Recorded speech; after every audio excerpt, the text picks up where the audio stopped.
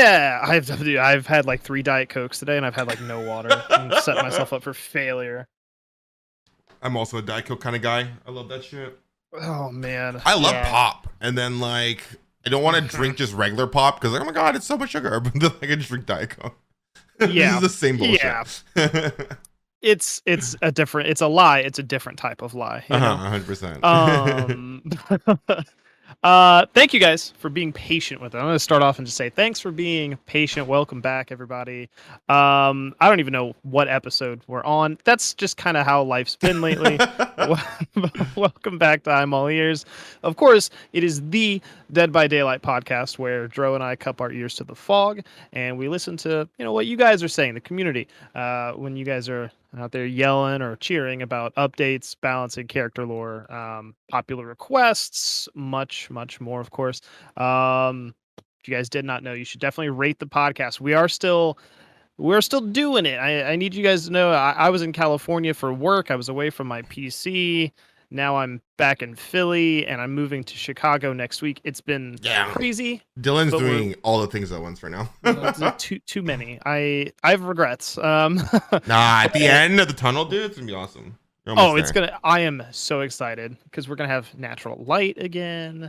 Well, anyway, but yeah, so we are getting back into the groove. I'm excited to be back. I've been streaming a little bit more, trying to test the waters. I don't want to burn out. I'm scared to feel like I have to stream or have to create. So yeah.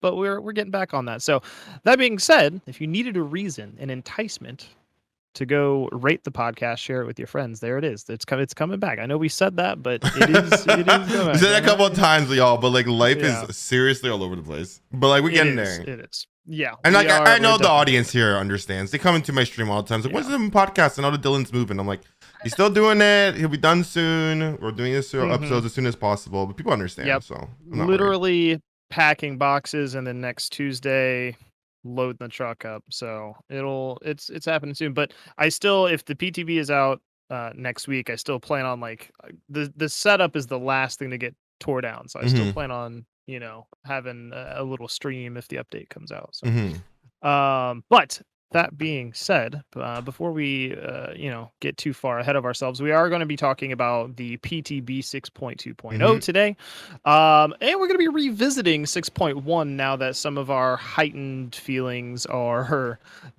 sort of toned down a little bit. We could talk more logically instead of hypothetically and stuff. Yeah. For sure. Oh my god, that's the thing with PTBs though, right? That's why for this episode, for the PTB, we're not gonna delve too far into everything, only because every time we do a PTB, 2 weeks later we do the live patch notes, which is basically a recap of the PTB. So there's no point of us getting super far in. It's mostly going to be our opinions or first thoughts of things, and then when the patch releases, we'll do a very in-depth analysis of what we think after playing for a week or so. So it's kind of what we're doing with the 6.1 patch, because we're just thinking about things theoretically, which is fun to do, right? But then we revisit it every single time. So we won't be going too far into the PTB. We'll just talk about little thoughts and stuff, and then we'll revisit back to 6.1 to give our final votes on everything. Yeah, and that's thoughts, THOT. Yeah. Yeah, 100%. We'll be handing them out, actually. God. All right. First things first. I don't know. Let's dive into the killer itself, Wesker. The freaking Whiskers, the freaking Resident Evil community is just in love with this guy. I have played Resident Evil 8, but only up to the 3rd boss, so I know nothing about Resident Evil. You beat 8, you still no. I understand the hype because I know that Wesker's a big big baddie. But yeah, everyone seems super excited about it. Yeah, on the outside, I understand. See, I don't have the connection to Resident Evil that most people do. I enjoyed it as a kid. Silent Hill was my jam, which they lived on kind of opposite sides of the hallway.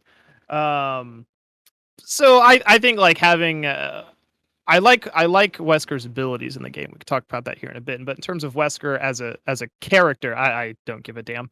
I think he's just like I don't like Felix. I know. I'm sorry, everybody. I don't really care for Felix. Everyone says he's evil Felix. I think he's that boring. I think that is perfect. He is evil Felix level of visually boring personality, whatever. But I think he will be fun to play. We'll talk about that here in a bit. So. Yeah, I don't know. From the PTB, I enjoyed him. He's a bit too buggy though on the PTB to fully like analyze, I guess, ranking or how good or bad I think he is, etc. But I do think he's fun. Okay. Like nothing's, I guess, more fun than chucking a survivor and smashing Megs against a wall. Yeah, like that shit feels good. But aside from that, I don't really know. Like, if you're gonna ask me a ranking, I would say like I guess A is my guess. Yeah, well, let's dive into, I guess, maybe what the powers are, and so that people can follow along on like the rationalization for what the tier list might be, maybe. So you played him, I would assume, at least a little bit more, or saw more of him than I did. But the TLDR is that Wesker go fast. Yeah, he's fast boy. So he has this kind of ability. It's kind of a mix between Nurse and a miniature Blight is kind of what I would almost say. Yeah, I would think like a Demogorgon. Sort of, yeah. So yeah, you charge what would be effectively like a blink, and you sort of dash forward. It's a pretty hard line dash forward, similar to Shred, but then you get like a second dash after that. So it's kind of interesting, but it's very, very quick. It's faster than Shred, I would say. Yeah, significantly. I don't know. When I said like similar to Demogorgon, I would just say in terms of looping, be like the same kind of play style. You hold your power up and then like, you know, dash the window or dash the pallet situation. He is much faster, like so incredibly fast, and it's like I think I was watching Ots Darva, and they were also testing out to see if using your power is faster than walking places, and it is. So it's also very viable just to use the power to walk to travel instead of just walking around. So that's kind of good to know as well. Spicy information. See. Yeah. Now the fun part about Wesker is, yeah, you dash during either the first dash or the second dash. Wesker can grab a survivor, and he, correct me if I'm wrong, he has to kind of pin them against a wall to deal damage to them. Yeah, so essentially how that would work is if Wesker uses power and connects to somebody, the survivor doesn't take any damage unless they collide against like an object. So that could be a wall or even another survivor. Yeah. So unless he's able to grab someone and fling him at something, like you basically don't take a health state or any damage, which is pretty cool. People keep saying it's gonna be so OP in like indoor maps. I think that's like the opposite. But that's like neither here nor there. But that's essentially how he works. He also has like a infection mechanic, kind of like Nemesis. But with Nemesis, basically what Nemesis infection does is that like if you're infected, his tentacle could injure you or zombies could injure you. For him, it just builds up over time. And then if he ends up grabbing a survivor that's fully infected, it's an insta down, essentially. Yeah. Yeah, that's basically his kit's actually pretty simple when it comes in terms of like on paper. Yeah, it's not as confusing. No, but I think when you're playing him, it's going to be like a lot more. You're going to notice the good Weskers from the bad Weskers. I think that's for damn sure. There's some skill stuff that I've seen that's pretty fun. Yeah, because like I mean realistically, so there with Wesker, there's, you know, with the virus mechanic, there are first aid sprays. Resident Evil fans rejoice. But this time, instead of the vaccines from like Nemesis, there's multiple uses per first aid sprays, which is interesting. But yeah, I like the mechanic of if you're sort of fully infected, if Wesker dash grabs you with his ability, he picks you up, just throws you over his shoulder. No down animation. He's just like, you're mine. We're going home. Oh, the fact that he has an insta pickup animation too, that's going to be so good. Flashlight users are probably crying in their boots right now. Yeah, I really want to see, like, can that be flashlight saved? I would doubt it. I think you have to be in the perfect place at the perfect time, right? But because he has to collide against that object for it to work, most of the time you're going to be facing that object. So unless you have that, perfect golden hour angle, there's no way. Golden hour. That you're not wrong, and I think that plays into the bugs you talked about earlier. The problem with his ability that I've seen is that if there are items like at shin height level or knee level, it still kind of will count as a collision, and the animation looks really janky because of that. Because he like, in theory, he throws them against a wall with like his hand or his little gross tentacle thing. So that's a little jank. A lot of RPD, like in the main building at the stairs, when I've slammed people against the stairs and they're floating against nothing because it's below. It's really below you, some of that stuff. So there are some definitely weird scenarios there where like, somebody could get a flashlight safe. But yeah, there's a lot of things on the PTB, especially with this hitbox, because right now, at least on the PTB, so it's both a blessing and a curse for him because he has a ginormous hitbox in his power. So it sucks because a lot of the time I use his power and I would just be clipped on something, and I don't even know what I'm getting clipped on, but like you said, it could just be debris on the ground, and so my power gets canceled. Or when I'm really close to Survivor, they cannot dodge my power. So it's like a blessing and a curse when it comes to his power usage right now, which is like, I'm really curious if that's going to be just a PTB thing or a live thing as well. Because as we know with Blight, he still has issues with hitboxes. So I don't know if he's just how Wesker's going to be, Yeah, as to say, he's got the Blight and the Victor curse of like Victor shoulder checks a wall and you're like, how? You are so small. Yeah, I really have enjoyed him. I've seen strats where, Father Campbell's chapel, main building where that gen usually sits. If there's a window spawn there, I've looped that area. Pretty strong loop because the killer kind of just has to vault the window. Wesker, if he charges his dash at a window, he just auto vaults the window and auto vaults pallets. And so because he has this dash from a distance, I vaulted the window. He vaulted right after me, goes right into the animation, drop down, just swung on me. And I mean, like no distance. So there's going to be some of these where if you see somebody going towards like a long wall, but you can't you can't get them in time, you still can dash right through the window and be on top of them. And I think that's going to be really I almost want to say one of the bigger pieces of his ability that isn't maybe getting enough fanfare. Like, yeah, the grab is cool, but being able to like dash out and then dash through a window really fast and just be right in there. So I think the reason why people are not talking about it too much is just because I don't know if it's intentional or not as well.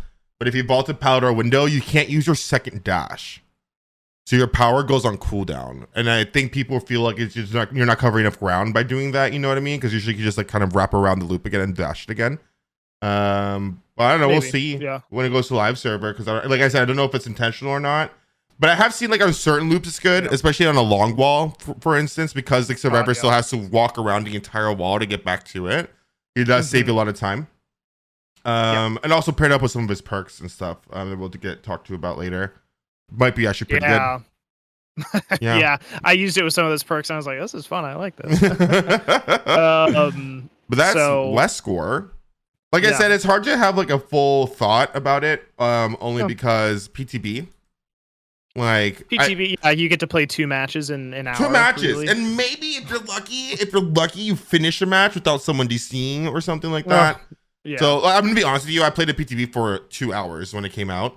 I tried playing a new Survivor because I wanted to test out their stuff, and I got tunneled in camp every single game, so I stopped playing Survivor. And then I tried playing Killer. I waited 20 minutes for a queue. I loaded in, got 2 disconnects, and then that was it. So didn't really get to play that much of it. I would like to do Kill Your Friends for PTB when possible, but it's also like really hard to like plan that out or organize it. A lot of people don't want to download it for like 1 day's worth of like Kill Your Friends, or you do 2 rounds and one person's got to leave, and it's just a whole thing. And everyone wants to play Killer, but like I'm streaming, I want to play Killer, and then it's like a whole thing. So I didn't really play it too much, but he's fun. He's really, really, really fun. I'm all about high mobility killers that are not nurse. I think I think they're a lot of fun, and I also think that like mobility in this game, the more ability you have, the higher you are in a tier list. So I think it would make sense if he's like A tier for sure. Yeah, I'd have to put him at A. Yeah. Certainly higher than twins. Mhm. Probably lower than. I'd probably put him above Pyramid Head too. Yeah, I think he's like a little bit weaker than Deathslinger, but that's just like a personal preference. Aside from that, no, I'm joking. He's really good. I think it's gonna be a lot of fun. And I guess we could just go into his perks right away because he's bringing in some cool things, some stuff that's gonna buff the shit out of one killer in particular. Yeah, there's gonna be some interesting. There were some choices made. So let me do some scrolling here. Because the patch notes actually don't have all the perks on it. I have it for you here. I'll send it to you. Yeah, give me. Is it on the? Because I have the PTB 6.2 pulled up, but yeah, because this one I have all the perks here basically for a killer and survivor. I sent it to you on the Discord. Oh, they are there. They are there. I just skipped past them. Okay, cool. Oh, no worries. Okay, yeah. So let's do the first new perk, Superior Anatomy. Of course, very on brand with Wesker. It says when a survivor performs a fast vault within 8 meters of you, this perk activates. So very like I'm all ears. The next time you vault a window, your vaulting speeds increased by 30, 35, or 40% at tier 3.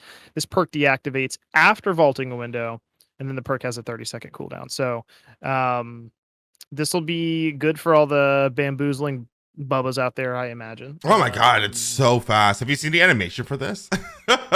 I did. I saw it with Wesker. That's the only with Wesker. I did one for funsies with tier 3 Myers with Bamboozle and this. I literally I start the animation and then I just suddenly teleport to the other side. It's freaking hilarious.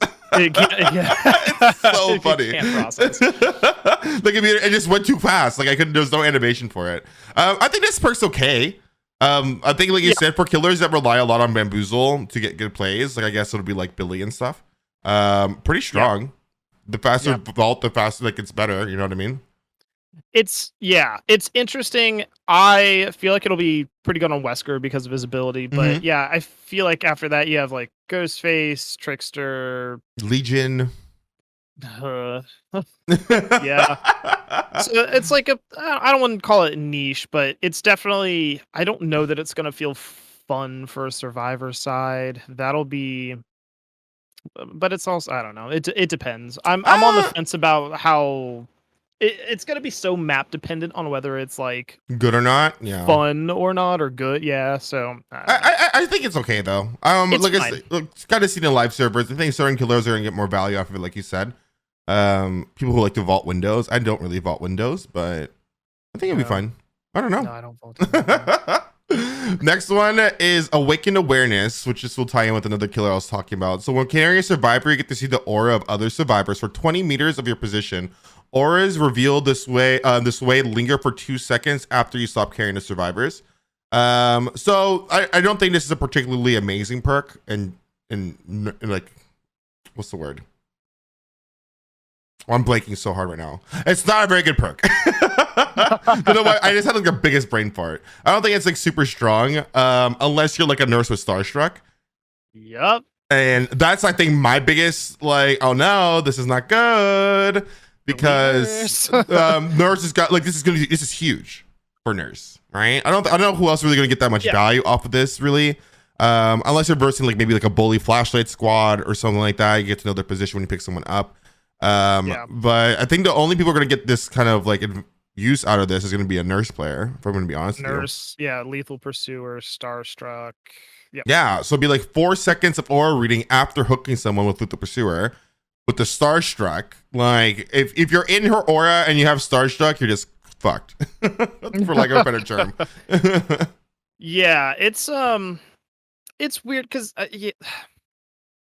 I don't see this being okay. I think this is going to be great for if you go against the Sabo squad, the flashlight savers, the people that crowd the hooks. I think that's all great. The problem is you could bring this to a match and you may not see a damn bit of value. And that's kind of the hard spot to be in with a lot of these perks is okay, with window vaults, I have some control. With slowdown perks, I have some control. something like this, you bring it and you just kind of hope that it's helpful. And that usually means there's a ton of bottom of the bucket perks that are just like this one. So I don't know. I don't know either.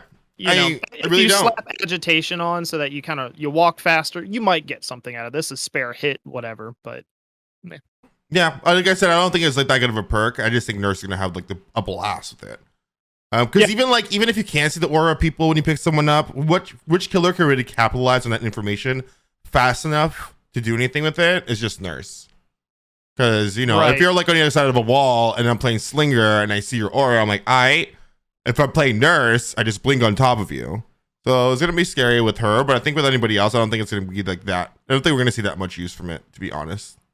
Yeah, which I think that highlights a problem with perks like Starstruck. Like in a lot of ways, it would be like, oh well, if you're, I don't know, Trapper or whatever, and you're playing Basement Trapper, and they're gonna try to body block you, and then you hit them, but like, because a lot of people know you have Starstruck, there's no killer that's going to get value with this combined with Starstruck, because the minute someone's in the TR with Starstruck, they know. They're gone, yeah.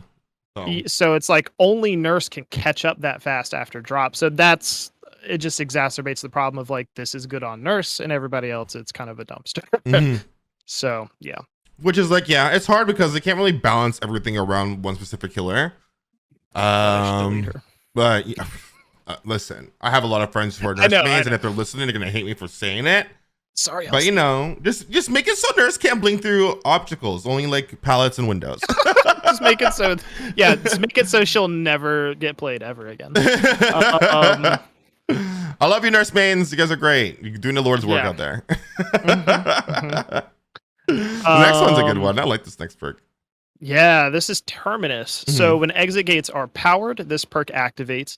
While the perk is active, injured, downed, and hooked survivors are inflicted with the broken status effect until exit gates are open. So this is from final gen completed until doors are powered. Then when the exit gates are open, survivors stay broken for 30 seconds. So this is your anti-adrenaline. Yeah, really what it is. Anti-adrenaline, like 90/90 a door. I really think this might replace. People are saying this is a bad perk. I think this might replace NOED. If I'm going to be honest, only because NOED right now, NOED is still a great perk. Like, don't get me wrong, you're at the instant down and everything is nice, but it's still like a cleansable totem. This is just like kind of a guaranteed thing you always have on. So I don't know. I think at a high level, maybe, because I think a lot of people run NOED with the explicit purpose of like, well, you have adrenaline, it doesn't matter. So yeah, I think at a high level, this could definitely supplement it. The problem with this, and this is kind of a preference thing, it's like if I run an end game build and then I don't get to end game, so this is almost you might run this as like insurance, or something like that. Maybe have like a fun end game guild with like No Way Out, Remember Me kind of thing, right? So it just takes them even longer to open doors, and it gives enough time to injure people, and it's gonna be scary because if you have someone in a hook and you're injured, you can't get uninjured at this point. How are you gonna go for the unhook trades, right? Right, so, exactly. Yeah.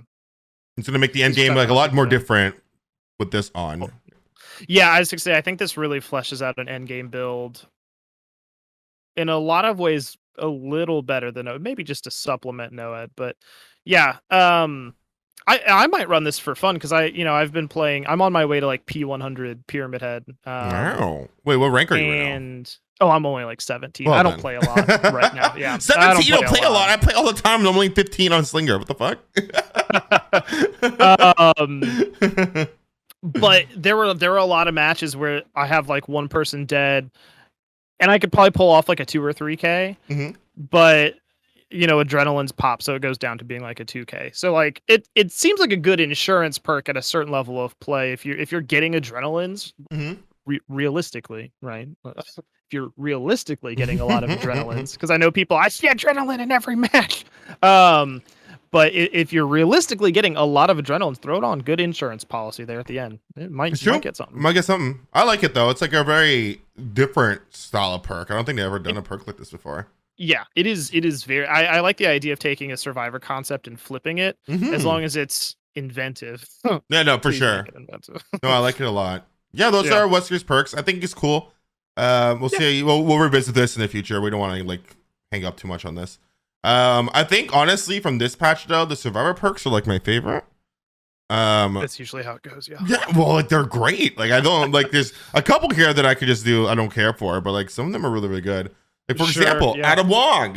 First of all, everyone's hyped about her too. I don't know who she is, but she's hot, so I'm into it. Right. So her first perk is wiretap, which I think is going to be used a lot with like open-handed. So after pairing a generator for a total of 33%, this perk activates. So it kind of works like a flashbang or a blast mine. After repairing a generator for at least 3 seconds, press the ability button to install a spy trap, which stays active for 80 seconds. The aura of the trap generator is revealed in yellow to other survivors. And when the killer comes within 14 meters of the trap generator, their aura is also revealed to all the survivors. Damaging a generator destroys the wiretap. So I don't know, it's like an object of obsession near a generator. It's so good. It's so good. Like imagine this perk like in like, I don't know, RPD or Midwich or something like that. Because you have like 2 floors worth of like aura reading essentially. Like you get so much value off of this. That with open-handed as well. That increases it by how many meters? I don't know what the value for open-handed is, but 8. 8? So that's like 22 meters. That's so good. 8. I used to know. Regardless, it's gonna be like 20 meters of aura reading with that paired up with it, and that's pretty strong, I think. I think there's some pretty dirty tactics you can definitely take with this. Like, yeah, you could use this on a gen that's like 75%. Absolutely. But say you finish one gen and then you start a gen and you just work on that gen for 3 seconds, right? Just enough to put the wiretap on it. I, as a killer, am not going to stop and kick a gen that's got 3% progress. I'm going to hear it and be like, oh, nobody's touched it. So, like, every time I walk by it on my patrol, I'm going to be triggering the survivors. It's so good, dude. Like, seeing the killer's aura is so huge. Like, that is such just like a huge value in and of itself. And that's all the survivors get to see it. Now, and revealing to the whole team. Yeah, the whole team. Now, the warning for this is damaging the generator destroys the wiretap. I haven't tested it out, but what about Surge? Would that get rid of it? Or I think they would have specified kicks. Yeah, me if too. It were kicks specifically. Me so too. yeah, I think it's eruption. So luckily for me, I'm a Jolt user, so whatever, get fucked. But I think it's cool. It's probably like one of my favorite perks they added this patch. Yeah. I really have loved the process of like survivors having to put in time to get something out. Oh, I love that shit too, because it progresses the game for your teammates as well, right? So if you want value out of something, you got to work on a gen for a little bit, and that's nice for your teammates. But also, like, you need to fulfill this condition in order to get this perk to activate. I like that, you know. It's not like I boon a totem and I have infinite healing forever.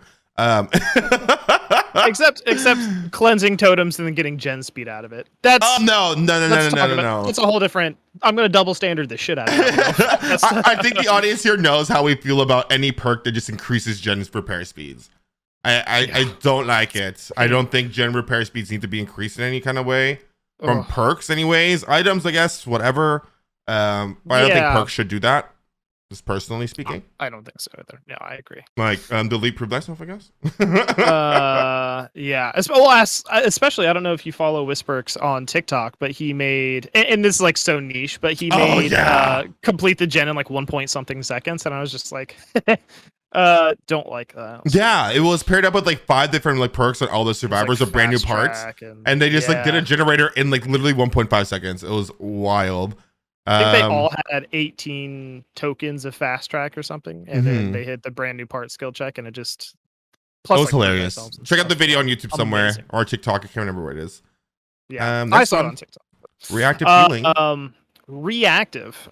So when another survivor loses a health state in a 32-meter radius around you while you are injured, so you have to be injured, and then they have to lose a health state.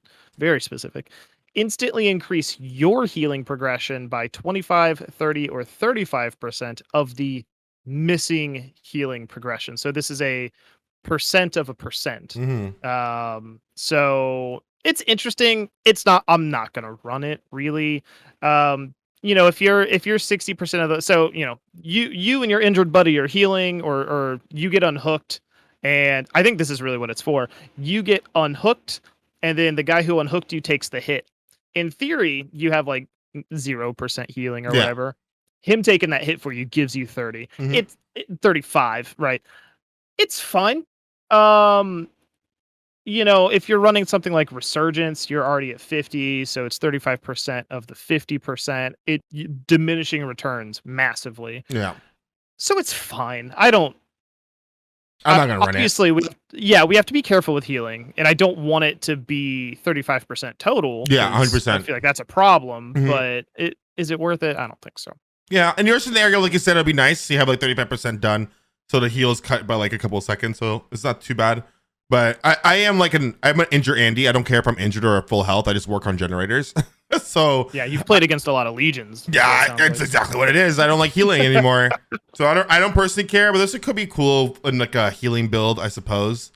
I don't know how much value I can really see or people using this perk that much, but Yeah, I think it's a really cool concept. Like somebody gets injured and then something happens. Like I really like that line of thought.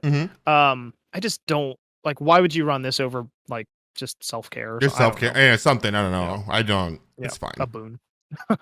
And then the next one is also a perk I don't like too much. Low profile. When you become the last survivor, this perk activates. Hide your scratch marks and pools of blood for 90 seconds.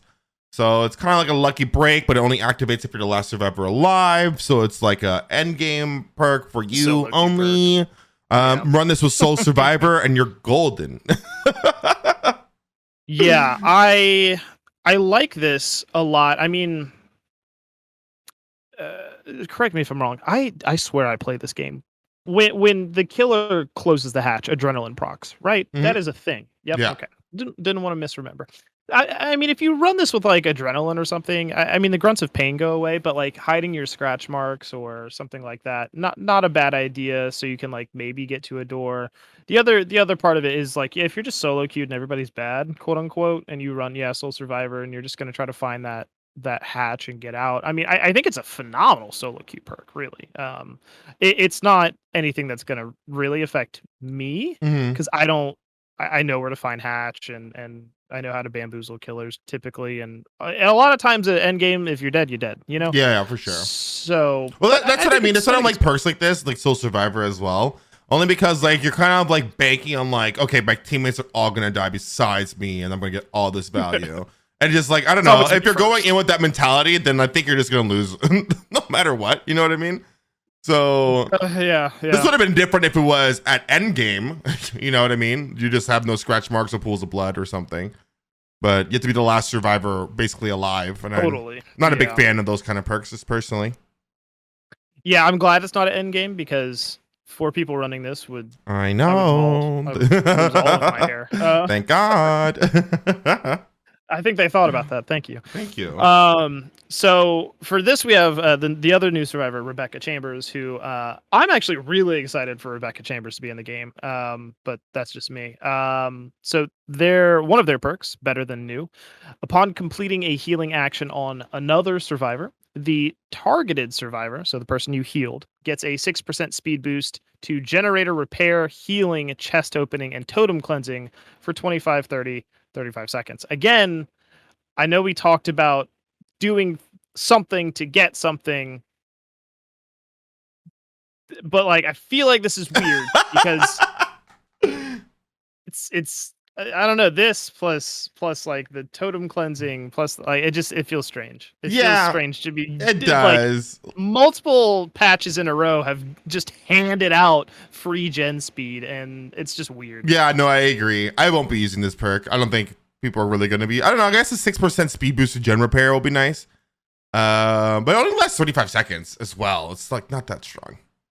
Yeah, this is going to be a Swift kind of thing. Because like you have to equip it, and then the person you heal gets it. You don't ever feel the effects of this, which is not great from like a user experience perspective. We always talk from the killer side of like when we run perks that we can't like see the effects of, like Hysteria, it's very hard to feel like they're valuable. But in a Swift, this will be easy. Like, oh, yo, Dro, come here. Let me give you the 6%. All right, you finish that out. I'm gonna go run him. Like, something like that. Yeah. This sounds a little bit weird, but yeah, no, I agree. Definitely, it sounds more of a Swift kind of thing. Next one is like a really big one, and everyone's talking about on Twitter. Reassurance, baby. And when within a 6-meter radius around a hook survivor, use the ability button 2 to pause their struggle progression for 30 seconds. If they're on the struggle phase, it also pauses the struggle skill checks. This perk has a 40-second cooldown. So I'm just gonna get my spiel out of the way. I think this perk is very healthy for the game. I like it. I think it's great. We have finally an anti-camping perk, which kind of, also means the devs acknowledge that camping is a thing that happens in the game in terms of like, for like skill or something like that. You know what I mean? Like it's gonna happen. People have to use it every now and then, and they understand that, but then they'll have something, a way to counter it a bit. I like it for the most part. I do think it needs like a bit of fine tuning, because if 2 people are running this, because they stack, by the way, you could just pause someone's struggle phase like indefinitely. Because if you go run by, press the button 30 seconds, and then at 20 seconds pass, the other teammate comes by, runs by, presses it, pause it again, and it could go for a big back and forth. Personally, for me, from the killer's aspect, I don't care about that. No, I don't. It could be very niche, end game and stuff might be annoying. But in terms of like, I'm not a big camper, you know what I mean? Like I would camp like at the very end game, but realistically, you have to get within 6 meters of a hook. So if you're taking a fist to the face. Exactly. Like if someone's coming next to me, I'm getting that hit and I'm going to chase you. You know what I mean? Because that person, their struggle stop, but their hook stages still go through.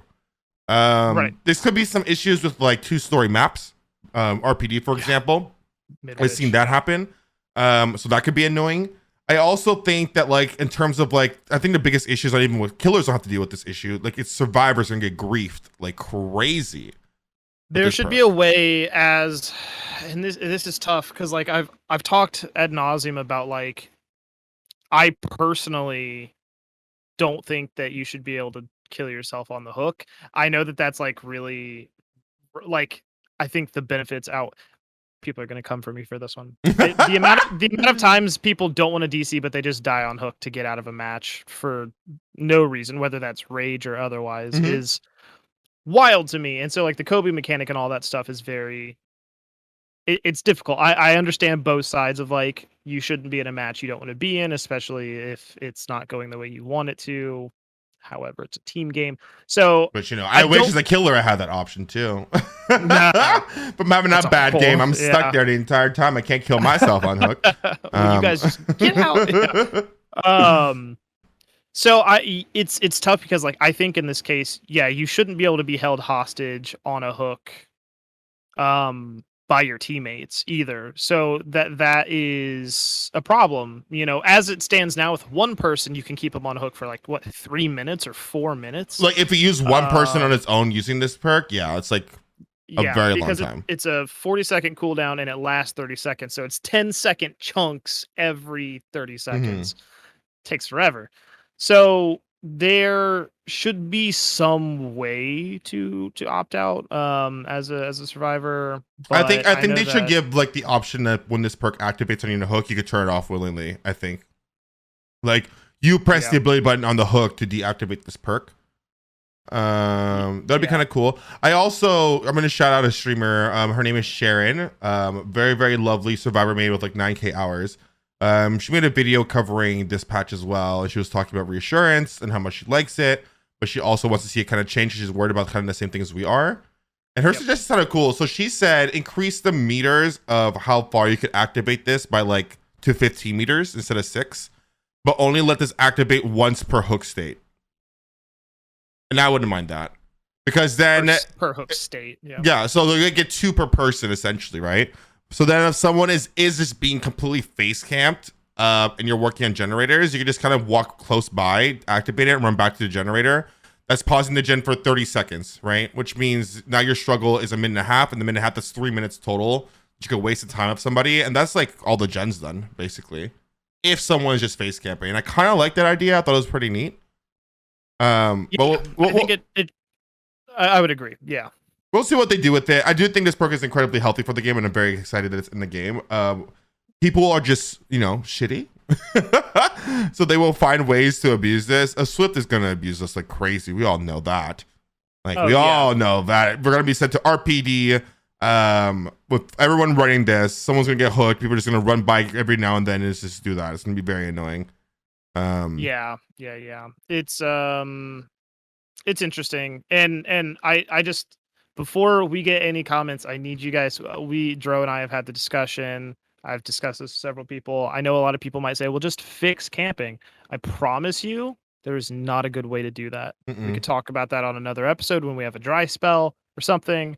But there is not. I wrote a whole article on why camping is a fundamental problem because of the mechanics of the game. Daylight. 100%.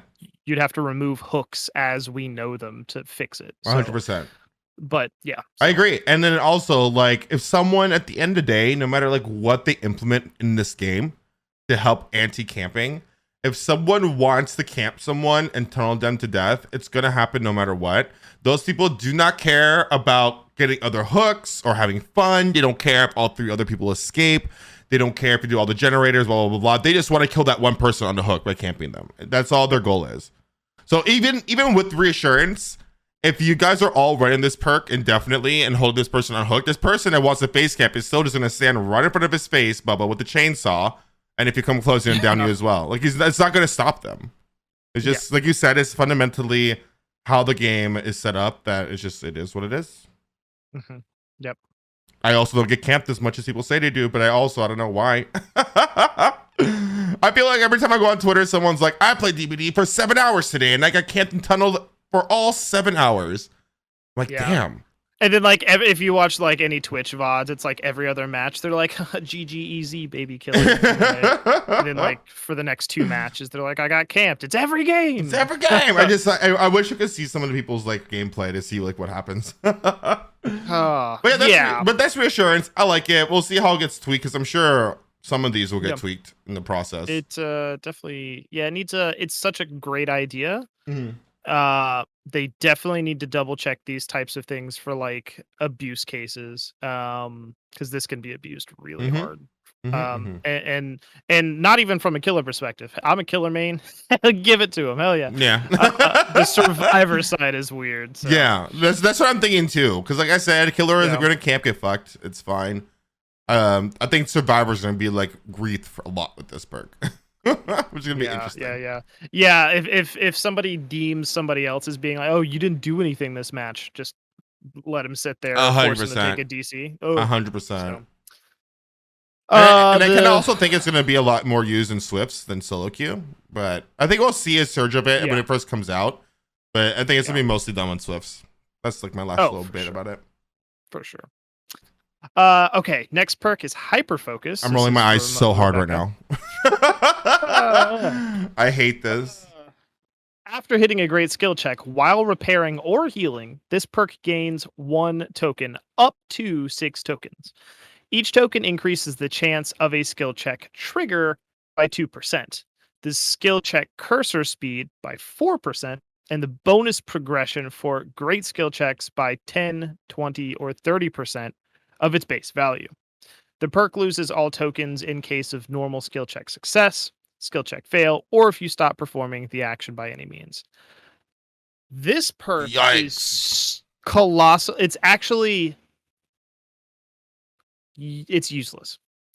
It's not. The problem is for me on this one is yes, like gen speed stuff. Very strange. Don't love it. But you get a token for every great skill check while repairing or healing. Cool, neat, awesome. It makes the skill checks more frequent and harder. Okay. But you get more bonus progression, but it's 30% of its base value. What's the base value of a great skill check? I'm not sure. It's an additional second, I believe.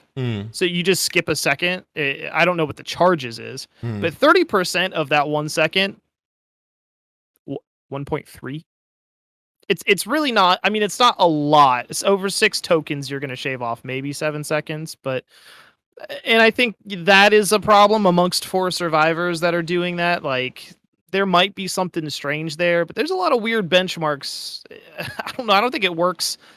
I think, in my opinion, it's buffing gen speeds, which is not something we love. Or, it's a perk to augment gen speeds. Mhm. But on the other hand, it doesn't even really do that very well. So I don't know. Maybe I'm wrong. I might be wrong. Somebody call me out on Twitter. So I think we're having like opposite thoughts on it because I saw a video and I forget who this was, like a big DbD streamer, and they, with this perk alone, they finished a gen in 42 seconds. Okay, my math might be wrong. So that's why I was rolling my eyes. I'm trying to find that clip on Twitter because literally someone did this video and like alone, solo on a generator with hyperfocus. The gen, usually 90 seconds now, was like cut in half almost.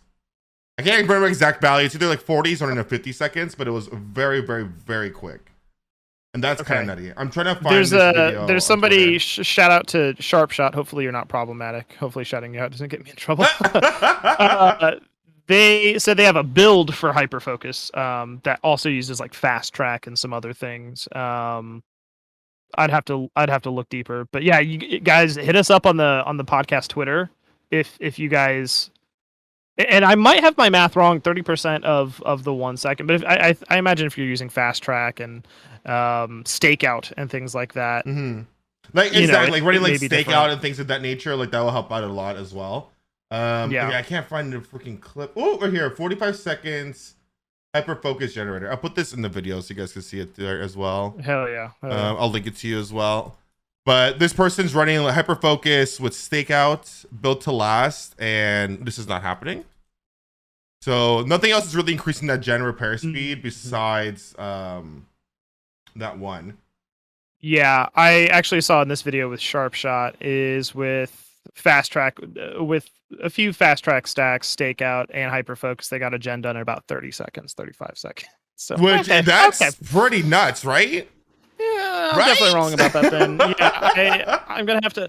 I mean, I think also the fast track part of it, and this is not happening, are definitely buffing that. On its own, weird. But yeah, in the combination, in the scheme of things, definitely a problem. Because with stakeout, everything you do is a great skill check, right?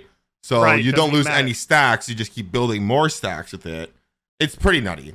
It is definitely an interaction. I behavior I love. I know you guys listen. I'm not saying anything about your intelligence, but at some point when we make a gen speed perk, are we not thinking to ourselves, how does this interact with other gen speed perks? Like how is this going to interact with, there's like 5 of them. Not a huge list. How did we miss stakeout in this? How are we just going to keep not losing stacks? What is happening? Yeah, it's just very bizarre. That's why we were like, yeah, this perk's not good. I'm like, wait a minute, did I see something wrong? I played 4 PTB matches. No, 100%. I understand. Yeah. But I was only saying that because I saw it on Twitter, the video, and I was like, that's wild, dude. Wild. And like I already said, I don't like perks that increase gen repair speeds, and this is kind of quick way. 45 seconds on a generator, that's nothing. 45, yeah. Or I get the idea because, like, with fast track, right? Like, you have to have a good amount of tokens to make that work for you, which means the game has to be going probably pretty poorly. But yeah, say we remove fast track from that equation. I mean, with stakeout and that one, you still have. I mean, you're still shaving off a decent amount of time. Yeah.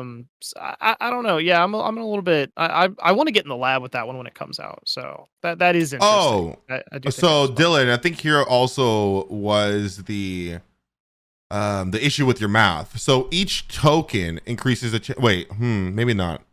Oh wait, so yeah. Does each token increase it by 30%, giving you 6 tokens times 3, 90%? You're absolutely correct. Right? I think that is exactly what's happening. Yeah. I think that's what was happening in that video as well, because stakeout and stuff was giving them guaranteed stacks, and the more stacks they got, the higher that percentage value was for great skill check percentages increase or whatever. So I think that's what it is. Awful at math. Yeah. So it stacks 30% for each token. So what is that? 30, 60, 90, 120.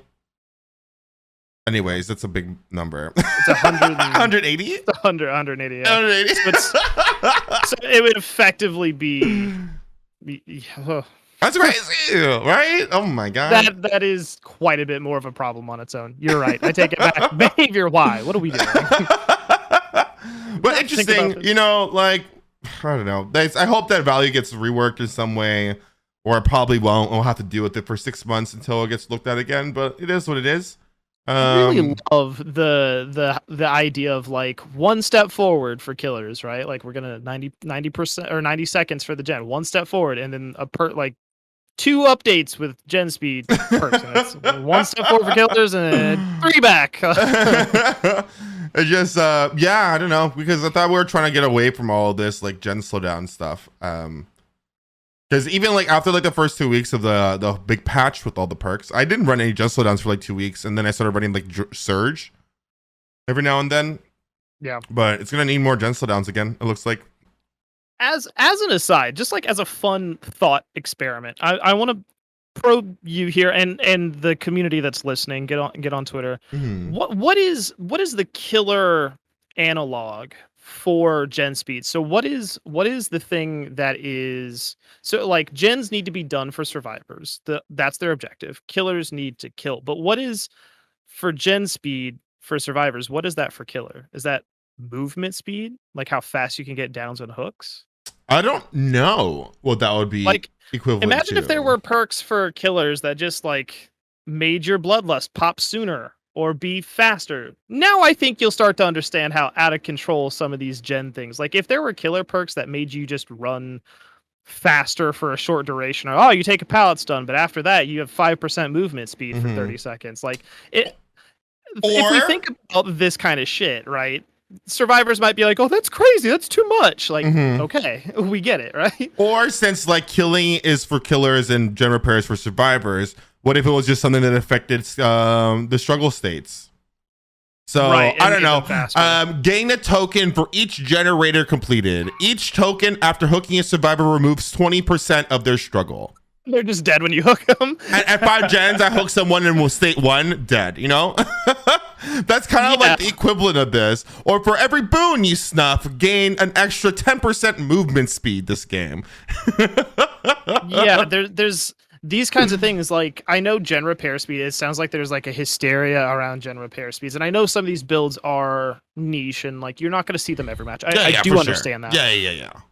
But we have to sort of consider some of those extremes, and I think to put it in perspective for survivor players that think that this is crazy is like, yeah, like, okay, Devour Hope gives you a little speed boost or, you know, things like that, but what if those speed boosts happen in the middle of like consistent gameplay? Take a pallet stun, get a hit, so, things like that, and then what if we were able to stack those speed boost perks? Now we start to see the problem of like, it just feels like things are moving too fast and you guys can't catch up. Yeah, that's I agree with that too. Kind of like how Monster Shrine now, like, you know how like just the bar goes faster when you're not close to the hook or whatever. What if we had 7 more perks that kind of did something similar to that, and I could combine them in different ways? And then all of a sudden, like, you and your friends, like, I hook someone on the opposite side of the map, you and your friends are working a generator, like, we almost have these 2 gens done, let's do these 2 gens, then we'll go for the save. Then you look at like the struggle, and all of a sudden he's like almost at half. And you're like, well, like, now I have to haul ass over there to try to stop it. And like, I get what you're saying now, like the whole like contrast, because it's true. Yeah. That's why I don't like gen repair like stuff. Like, I even believe that like give us more of those perks, baby. Yeah. Like, I even believe that like toolboxes like should not affect gen speeds. I think it should just be for saboing. I think saboing and for like buff trapper, right? Make trapper an Eason killer and then let me disable traps with the fucking toolbox. Not permanently, just like temporary. Just snap the trap with the toolbox. If trapper was good, if we lived in like a perfect universe and trapper was actually a good killer, that would be cool. But yeah, I don't like it every day. Yeah, same. Yeah. Yeah. It is, like I said, it is niche. It's just something that needs to be. Yeah, but like those niche things are kind of what ruins the experience sometimes. Because I guess as content creators, especially when you're just playing all day, you run into these things more often than people who just kind of play casually, right? Right. And that's this patch. I guess also RPD got fucking reworked, got cut in half. There's now a left wing and a right wing to RPD. There's a whole new outdoor area. A whole new outdoor area that connects to that front gate, which is pretty cool. I'll put up a video here for people on YouTube so you guys can see some gameplay there as well. I liked the map, I thought, and then everyone on Twitter was saying that the new RPD is worse than current RPD, so I'm not too sure if I'm just dumb. There are some really good palettes there, like that staircase in the main area. There's 2 palettes on each side, making those basically god loops, like back to back and stuff. I just like, because like not only did they make the maps like smaller, I guess. So a lot of the loops, for example, when you enter the main area, you go to the right, there is that one window with a long wall with the pallet. You know what I'm talking about? That was the god loop. Yeah, and survivors, you kind of run that window almost depending on the killer forever, because if you're running a slower killer, they break chase constantly, so they never like lock that window. So they added like a hole in the wall there, so the loops is actually shorter and stuff. To a lot of those loops, even in the library now, there's like multiple entrances to the library. You also can't go upstairs to the library anymore. Thank God. Get fucked boil over users with exponential. So I liked it. I thought. I guess there are some palettes that are kind of problematic, but like every map's like that. Like freaking the game. I am so fine with god palettes. Windows are a nightmare. Windows I'm so are forever, right? Like, they don't go away. Yeah, and when every chase starts with a sprint burst to a window, fuck off. I'm done here. Yeah, like, 100%. You know, you throw god palette once, I got you next time. Yeah, exactly. So I personally think it's okay. I don't know if people listening, if you have different opinions on it, because I have seen a lot of different opinions on it on Twitter, and like let us know. You know, tag us on I'm All Ears PC on Twitter, which you guys should follow there as well. But yeah, I like it. I think it looks cool. I think it's way more accessible in terms of like navigating. No longer to get to like, you know, point A to point B, do I have to go through point C anymore? I could just walk across to get to that point. Yep. So nice. Yeah. Just the other small things to note is that this does have an anonymous mode. I think this is going to be really important. I think this is only on PC for now. But you can just take your account name down in the lobbies, and it'll just show like your characters, like Steve Harrington, things like that. Which is nice. It's a good way to like prevent being harassed. This is something that like as Fog Whispers, I know we had internal debates for what felt like ever on fixing this. So it's good privacy options to just be able to be safer, not be harassed, things like that. Yeah, and I think it will also help with the whole like the hacker stream sniping, because I don't take my word for it. This is what I heard through the grapevine. The hackers that are doing this target lobbies through people's names. That's how they get into your lobbies. It's not like they just queue up and like hope for the best to get into your lobbies. So apparently this will also help with that. So we'll see. That's what I'm hoping, because the big thing here is a lot of hackers seem to have, from my understanding, they're not like watching your streams and they have like a back end list of names, if you will. And so as long as this upfront streamer mode not only hides your display name in an actual lobby, but hides it on the back end. If it doesn't do anything back there, it's not going to matter. Hackers and stuff are still going to mess with you. So that's but I don't have the technological know-how to figure that out. Might reach out to people like ShaderSop who might know. The other thing is there is a hidden matchmaking delay. Now, I don't know how this actually looks. I didn't notice it. But there's a short random delay when entering a matchmaking queue to prevent targeted in-game harassment. So people that are just doing the traditional queue and trying to queue with you, it seems like the matchmaking will happen. Like if you're queued up, it seems like the matchmaking will still happen, but you're not going to load right into the lobby. It'll like just sit for a second and then load you in. That works for the traditional PC, like, or the stream sniper who's just like going to try to queue at the exact same time or whatever. But yeah, we'll see if that helps. Because I'm not experiencing this, so like I guess I'm lucky, but I know a lot of people are being targeted like crazy by hackers and being held hostage for hours. Because the hackers don't care, and then the streamers are also being stubborn, because you don't want to DC and get like a fucking hour penalty at that point, right? So people like Spook and Jukes just opens up the game on mobile and then on Switch and then on console and just has all the games up on his like stream, just watching the hackers just kind of sit there and do nothing. So I know I've made a hacker DC. I waited probably about 45 minutes, and I get stubborn too. I'm like, hey, it's and then the only other thing I wanted to point out that I didn't realize I liked, but in the middle of games now, the HUD will tell you if somebody has poor internet connection. Oh. So there'll be like a little, like the typical like sort of 3 bars icon. If somebody's ping is over like 100 milliseconds, it'll be yellow. If somebody's ping is over like 200, it'll be red. This tells you that information for killer and survivors, and I like this because I mean, there's nothing you can do about it, but at least you can know what's going wrong. If the killer has bad connection and is like VPNing or something, it makes it obvious. You go, okay. No longer are you yelling like DbD, fix your servers. It's this guy with bad connection. So, when you see the nurses that are VPN'd from Russia or whatever, then okay, it's them. So I think that's nice. Oh, I didn't even know that, but that's awesome. Also, quick last thing, nurse. You know how like she has the double blink range add-ons that make her teleport super far and super fast at the same time? Well, now they changed it so she doesn't have like a faster speed when blinking when using those. It's actually back to normal. Was it gonna make a big difference? I don't know, but we've all been complaining about it, so it has been changed. Will it make a difference? No, nurse is still annoying. It's still annoying. Anyways, we were wanting to do this segment for 45 minutes and went for an hour. That's about right. Yeah, that's about right. That sounds like I'm all ears. Yeah. Do you have extra time? Yeah. Let's do it. I have about 10 minutes. Yeah. Well, the last episode Dro and I did, we talked about, we talked about 6.1, Dead Hard nerf, killer buffs, all of that stuff. And there was a lot of like, I think, hysteria around like, oh, Survivor's too hard, killer's way too easy now. We wanted to revisit that because it's sat for a better part of a month now, and kind of revisit just our general thoughts. How have games felt now that sort of the excitement of all that has died down? Obviously, you're playing a lot more than me, so I think your opinion carries a little bit more weight. Yeah, okay, so for things that I covered, for example, when I said I didn't think that 90 seconds opposed to 80 seconds on a generator is going to be noticeable, it is noticeable. I will eat my words. I have noticed that it does feel longer to the generators, and that will I agree with.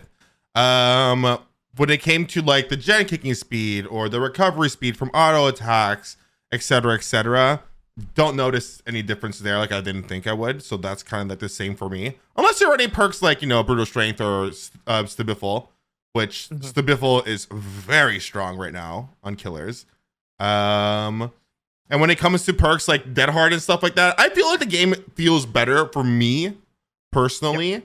I'm having a lot more fun in my Survivor games, not only because I'm like, because I always kind of ran like stupid like perk like meshes and stuff, but a lot of all of my teammates are also just running different things, so I'm getting like these different added effects in my gameplay that I never really felt before because everyone's just running Dead Hard Barrel Time, Unbreakable, right? But now everyone's running all these other different perk combinations, and I'm like, oh wow, all of a sudden I have an extra hit. Oh wow, all of a sudden I have extra speed, and it feels kind of cool. So for me, I personally like the patch. Everyone said Dead Hard was dead. I fucking love Dead Hard. Yeah, Dead Hard is like my favorite perk all of a sudden. Because it feels more satisfying when you pull off a Dead Hard hit than it did when you just Dead Harded to a powder window. Because like you press E, it wasn't skillful, but you still extended that chase for however long.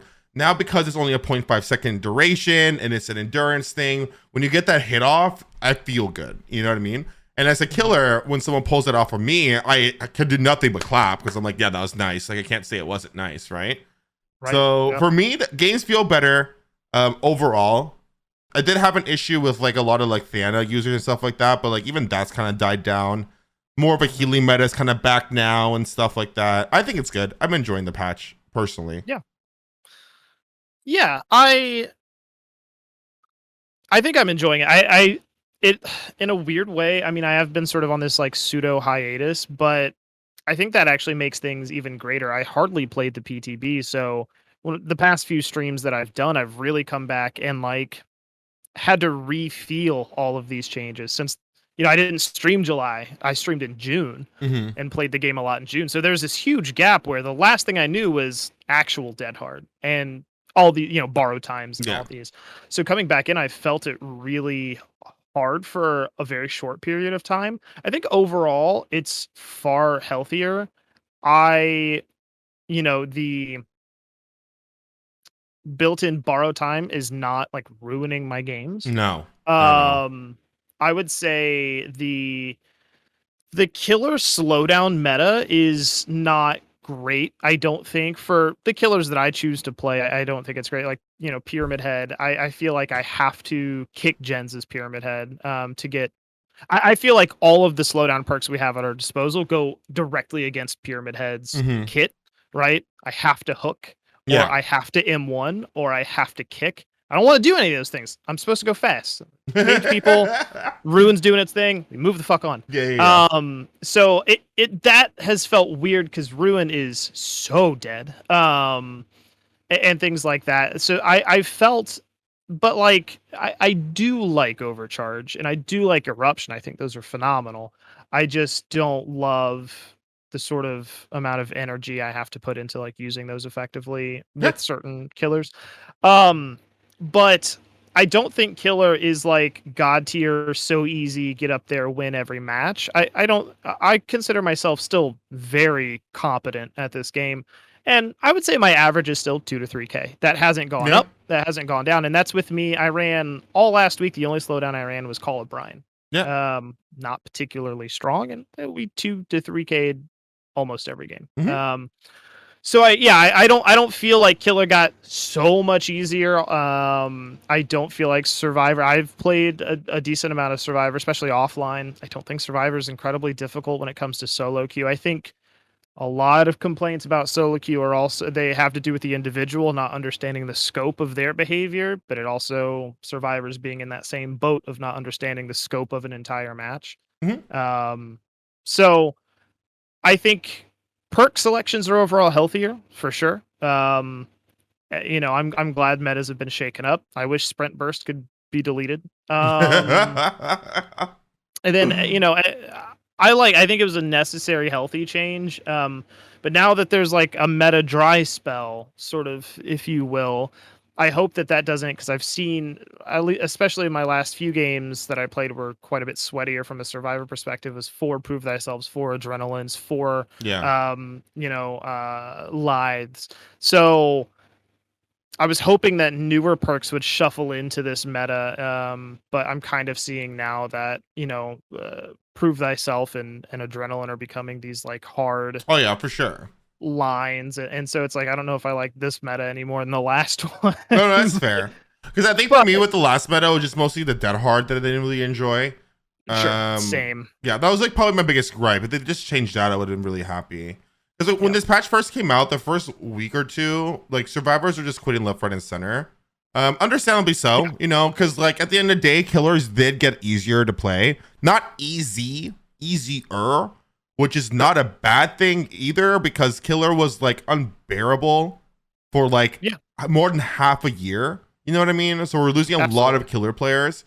So things did feel a bit easier for killer for sure. And I think the big contributor to that was Dead Hard and like the increased gen repair speeds. But I think as time went on, survivors learned how to like adapt more with different builds.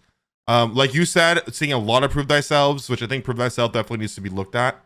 Because that was like a big band-aid fix for a lot of people. It was just like, everyone run Prove Thyself and let's do generators really quick and get out of here. Which for me is really boring. And then a lot of people are saying that like, oh, there's so much more camping and tunneling happened than it was before. I don't think that's true. I think everyone's having this placebo effect. Our friend Losing Color, who was on this post on this podcast recently, made a post being like, my theory as to why killers are tunneling camping more is because a lot of survivor players stopped playing survivor and are playing killer now because survivor is harder, and they're realizing how hard it is to play killer, so they're camping and tunneling. And I read that tweet, I was like, oh. That's the fucking truth. Doesn't sound wrong to me. But yeah, I think this is overall healthy. Of course, the meta is always going to sit in no matter what they change, because that's how every PvP style game with like abilities or perks is going to be. There's always going to be a meta thing out there. But for me, who never really ran meta in the first place, I'm enjoying this more because a lot of other perks that were kind of doo-doo before are actually kind of fun to run now, and I'm enjoying it. So that's my spiel. And the other thing I want to point out, I never really got to do this on sort of the podcast much, but I think we also should be aware that any big update, right, is going to bring out players that haven't played in a while. And as 6.1 started to roll out, the murmurs of like, oh my god, best patch ever, start to cycle through YouTube communities, Twitch communities. Outstar was talking about it. King, Pauly, you, me, like people start to talk about these things. So a lot of players that aren't probably necessarily good, because like the more dedicated hardcore audience that's like good is probably sticking with the game between these big patches. So the newer players rush in, they reacclimate, they're not great. They, and that's where you see the solo queue pain of like, what are my teammates doing? Well, they haven't played in 3 months. A lot of them, right? Same with killers. Why are they camping and tunneling? Well, because they never really got that great to begin with, right? So I think we have to also remember that a lot of the more casual audience floods the game during these big patches, 100%. especially the more we hype them up. So we got to be very mindful of like, if there is some of these things, it's not because people are being shittier. I mean, it could be, there's probably a percentage of it, but it's also likely that it's just they're, the less experienced players are less experienced and they flood back. So, there's always so many factors that go into these kind of things. But like I said, at the end of the day, this patch, Killer needed some love. And I'm glad that it happened. Because at the end of the day, this game is like, killers are its core. This game didn't blow up until Michael Myers came out. Like, killers are the reason why this game is successful.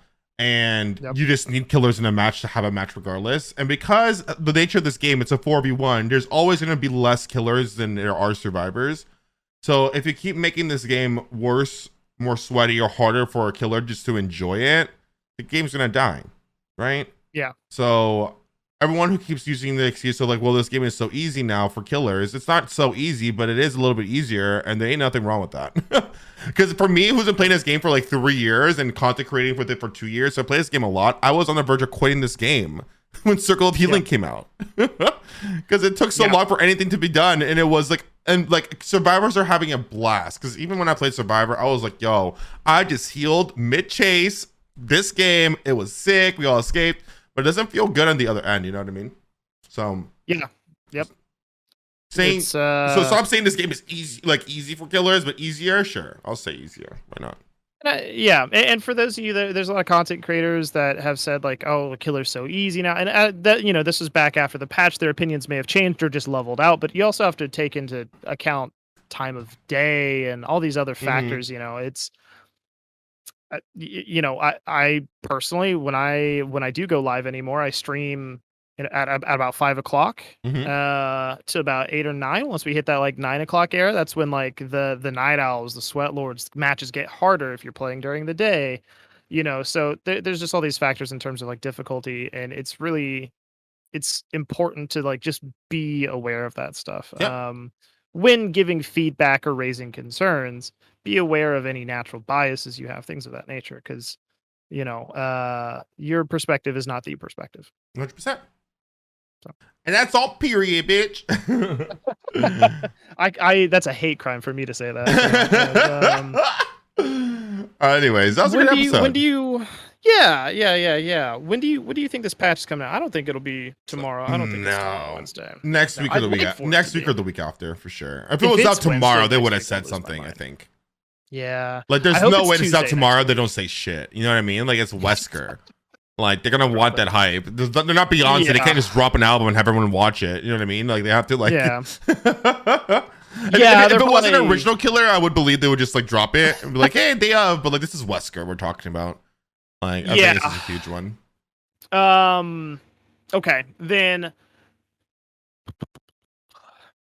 I could probably do an episode next week. But I was thinking of having a guest on.